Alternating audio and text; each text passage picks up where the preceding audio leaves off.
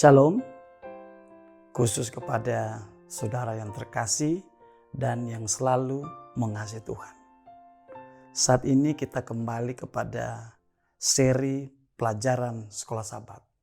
Dan pelajaran Sekolah Sabat yang kita akan pelajari saat ini adalah pelajaran pertama di triwulan kedua. Judulnya sangat menarik. Mengapa? Karena ini adalah janji Allah yang pasti. Dan ini adalah rencana keselamatan bagi manusia diawali dengan penciptaan. Nah, fokus kita pada saat ini adalah bagaimana Allah menciptakan manusia, laki dan perempuan.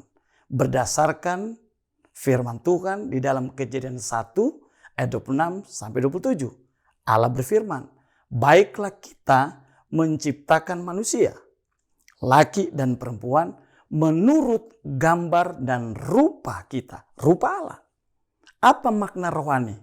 Makna rohani adalah Allah mau ketika Allah menciptakan manusia yang adalah menurut gambar Dia harus mempertontonkan, menunjukkan tabiat Allah. Namun sebelum kita melanjutkan, mari kita berdoa lebih dahulu. Ya Tuhan, biarlah kiranya pelajaran Sekolah Sabat yang kami akan pelajari saat ini boleh bermanfaat dalam kehidupan kerohanian kami. Berbicaralah kepada kami Tuhan, karena kami siap untuk mendengarkan firman Tuhan. Satu hal yang menarik adalah ketika Allah menciptakan alam jagat raya ini. Mulai dari Kejadian 1:1 dikatakan pada mulanya Allah menciptakan langit dan bumi. Dan belum berbentuk. Lalu kemudian Allah berencana untuk menciptakan alam jagat raya ini dengan teratur, secara struktur, tidak sembarangan. Karena Allah adalah Allah yang berstruktur. Lalu ada perbedaan-perbedaan dalam penciptaan. Perhatikan, pada saat Allah menciptakan alam jagat raya ini, sebelum Allah menciptakan manusia, selalu dia lihat, wow. Dan dia katakan, baik. Tetapi ketika hari ke-6, pada saat Allah menciptakan manusia dalam rencananya, dalam tatanannya, Allah melihat, lalu Allah katakan, sungguh amat baik. Ada perbedaan. Perbedaan dalam penciptaan di luar manusia dengan manusia sangat berbeda. Karena manusia adalah puncak penciptaan. Dan manusia adalah makhluk hidup yang paling sempurna yang pernah diciptakan Allah. Lalu kemudian kita lihat, apa pertanyaannya? Seperti pelajaran Sekolah Sabat kita. What happened? Apa yang terjadi? Yang terjadi adalah pertama, Allah mengizinkan dirinya menjadi gambar makhluk yang akan dia ciptakan, yaitu manusia. Yang kedua, bagian dari Allah, bagian dari fisik Allah itu sendiri diberikan kepada manusia, yaitu nafas. Dan akhirnya makhluk yang diciptakan itu menjadi manusia, menjadi makhluk yang hidup. Lalu kemudian Allah menempatkan manusia di Taman Eden. Lalu setelah Allah menempatkan manusia di Taman Eden, lalu Allah juga memberikan tanggung jawab. Artinya begini, pada saat Allah menciptakan manusia dalam rencananya, dia juga berencana agar supaya manusia ciptaannya itu harus melestarikan apa yang diciptakan. Oleh karena itu, Allah bilang sama Adam dan Hawa. Tapi sebelum itu, ketika Adam diciptakan oleh Allah yang pertama, walaupun dalam Kejadian 1:26-27 dikatakan Allah menciptakan manusia, laki dan perempuan. Tapi pada awalnya Allah menciptakan manusia itu adalah Adam. Lalu kemudian Allah melihat bahwa tidak baik manusia itu sendiri. Makna rohaninya kita adalah makhluk sosial dan punya tanggung jawab. Oleh karena itu Allah menciptakan seorang penolong, yaitu perempuan. Dan itu equal, sepadan, yang melengkapi sama mereka di hadapan Tuhan. Lalu setelah itu Allah menempatkan mereka di Taman Eden. Dan inilah yang terjadi kemudian. Allah memerintahkan kepada mereka. Artinya Allah memberikan tanggung jawab. Tanggung jawab kepada Adam. Nah, kita juga sekarang ini Allah memberikan tanggung jawab kepada kita. Apa tanggung jawab yang diberikan Tuhan kepada Adam dan Hawa? Atau apa perintah yang pertama yang Tuhan berikan kepada Adam dan Hawa? Dia katakan, hei Adam, hei Hawa, semua di taman ini boleh kamu makan. Kecuali apa? Pohon yang di tengah ini. Jangan kamu makan. Firman Tuhan mengatakan dalam Kejadian pasal 3 dia katakan, jikalau engkau makan, jamah saja engkau akan mati. Nah sayangnya Hawa terjebak dalam kondisi di mana dia melihat keadaan itu, lalu kemudian ada kuasa yang lain datang untuk merusak tatanan yang sudah dibuat oleh Tuhan. Nah saudara-saudara sekalian, Allah berencana pada awalnya agar supaya manusia yang diciptakan menurut gambarnya. Mari kita coba berimajinasi sedikit. Pada saat Allah menciptakan manusia itu, dari tidak ada menjadi ada. Dari empty menjadi ada. Kalau kita sekarang menjadikan sesuatu, sudah ada barangnya, ada kursi, ada kayu, ada pohon, bisa. Tapi pada saat Allah menciptakan manusia, dari tidak ada menjadi apa? Jadi ada. Dan Allah berencana makhluk ciptaannya itu adalah makhluk yang paling sempurna, makhluk yang paling mulia. Harus sebenarnya idealnya, harus mematuhi, harus taat kepada aturan yang sudah direncanakan oleh Allah. Sayangnya, nah ini pelajaran kita. Sayangnya mereka terjebak dalam satu kondisi. Lalu kemudian ini yang terjadi. Apa akibatnya? What happened? Apa yang terjadi? Ketika mereka melanggar tatanan yang Tuhan sudah berikan. Ketika mereka melanggar perintah Allah. Ketika mereka melanggar peraturan Allah untuk kebaikan mereka. Apa yang terjadi? Nah, saya tidak mau katakan bahwa pohon itu yang salah. Enggak. Saya juga tidak mengatakan Tuhan, kenapa Tuhan ciptakan pohon itu. Tapi saya coba merenungkan bahwa Allah menciptakan, menurut pelajaran kita, Allah menciptakan juga pohon itu adalah satu cara Allah mengizinkan, membiarkan kepada manusia itu untuk memilih. Artinya apa? Supaya manusia ciptaan Allah itu bukan hanya seperti robot, tapi mereka punya akal, punya pikiran, dan Allah memberikan power of choice. Jadi saya tidak berbicara tentang pohon itu. Wah, kenapa Tuhan ciptakan pohon itu? Tetapi saya ingin tekankan bahwa Allah mau, ya, Allah mau agar supaya makhluk ciptaannya itu dalam rencananya harus mematuhi apa yang diperintahkan Allah. Sayangnya mereka apa? Mereka tidak mematuhi perintah Allah. Apa akibatnya? Akibatnya terjadilah keretakan, rusaknya hubungan Allah dan manusia. Rusak. Kenapa rusak? Karena manusia telah melanggar perintah Allah. Saya bersyukur dalam firman Tuhan ini, nanti mungkin kita akan pelajari pada pelajaran-pelajaran berikut bahwa Allah dengan kasih-Nya, Dia datang, Dia berinisiatif untuk menyelamatkan manusia. Nah, oleh karena itu pada pelajaran ini saya ingin sampaikan kepada masing-masing kita makna gambar Allah. Makna gambar Allah atau makna rupa Allah. Kenapa Allah menciptakan manusia menurut gambar Dia? Agar supaya kita boleh mempertontonkan, menunjukkan kepada alam jagat ini tentang karakter Allah. Allah mau agar supaya manusia yang diciptakan itu menurut gambar rupa Allah wajib, harus, ideal untuk melaksanakan apa yang Tuhan perintahkan.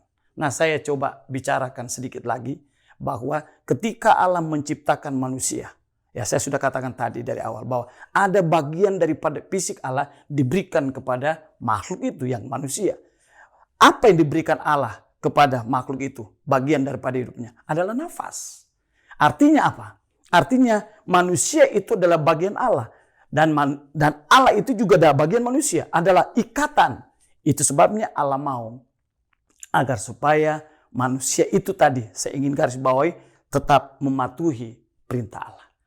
Perhatikan ketika Allah menciptakan manusia. Baiklah kita menciptakan manusia menurut gambar dan rupa kita. Dari tidak ada menjadi ada. Tapi Dia ambil tanah.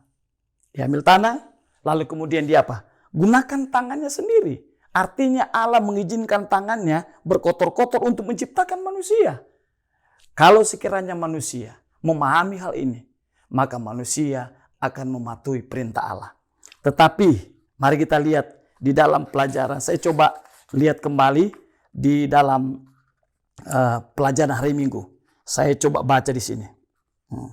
Saya baca satu kalimat. Nah, masa depan umat manusia berpusat pada larangan yang satu ini. Apa artinya? Inilah ujian iman. Allah mengizinkan semua ini terjadi kepada kita. Allah mengizinkan kita untuk nikmati semua ini. Tapi Allah mau agar supaya kita benar-benar melakukan apa yang Tuhan sudah perintahkan kepada kita. Lalu kemudian saya baca juga dalam kutipan saja.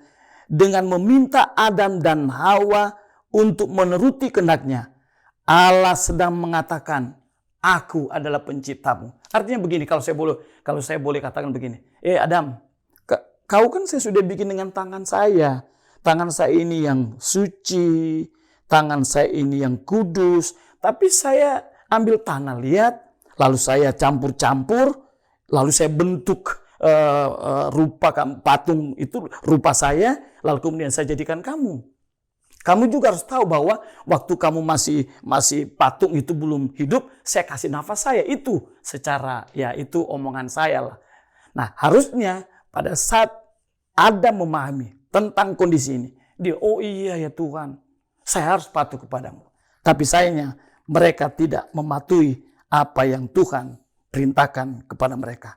Kembali kepada ayat inti sebagai rangkuman, dikatakan di sini bahwa Allah menciptakan manusia, laki-laki dan perempuan. Laki-laki dan perempuan menurut Alkitab, jadi according to the Bible, adalah sama.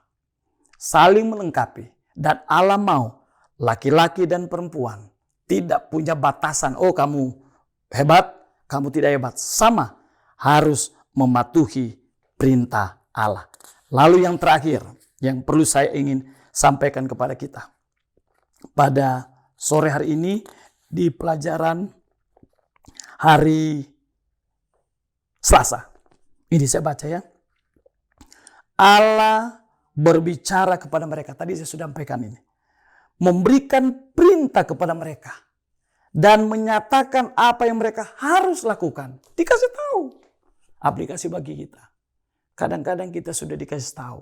Sudah ada aturannya. Sudah ada hukumnya. Sudah ada perintahnya. Tapi kita suka apa? Melawan Allah. Mudah-mudahan dengan pelajaran ini.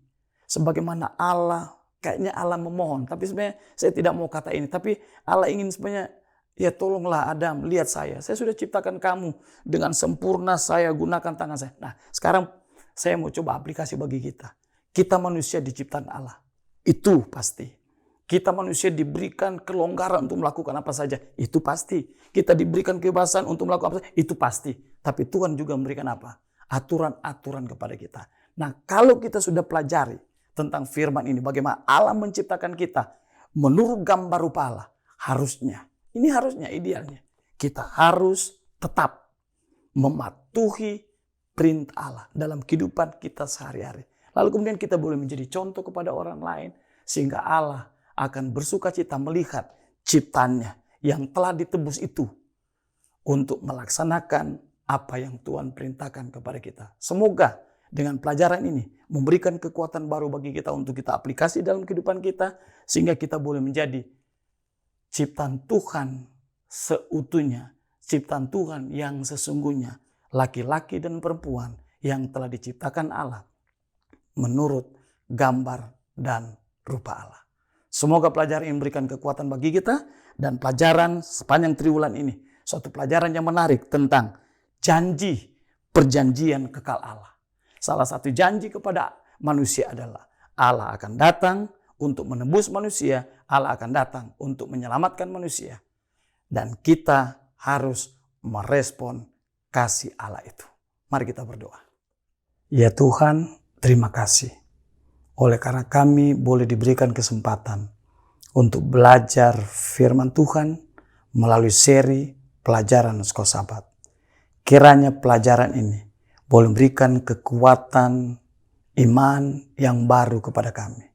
Memberikan kekuatan kerohanian kepada kami. Dan biarlah kiranya kami diajar. Oleh karena kami adalah ciptaan Tuhan. Ketika kami memahami, ketika kami mengetahui bahwa kami adalah ciptaan Allah sesungguhnya, harusnya kami mematuhi perintah Allah. Biarlah kiranya ciptaan Allah yang paling mulia. Kami manusia, kami boleh aplikasikan dalam kehidupan kami. Biarlah kiranya pelajaran ini tentang penciptaan boleh memberikan pengetahuan baru juga bagi kami untuk memahami bagaimana Allah dengan teratur telah menciptakan alam jagat ini. Dan Allah telah mengizinkan gambar Allah untuk diciptakan menjadi gambar manusia. Biarlah kiranya Tuhan menolong kami untuk kami aplikasikan pelajaran ini di dalam kehidupan kerohanian kami. Terpujilah Tuhan untuk selama-lamanya. Dalam nama Yesus kami berdoa. Amin.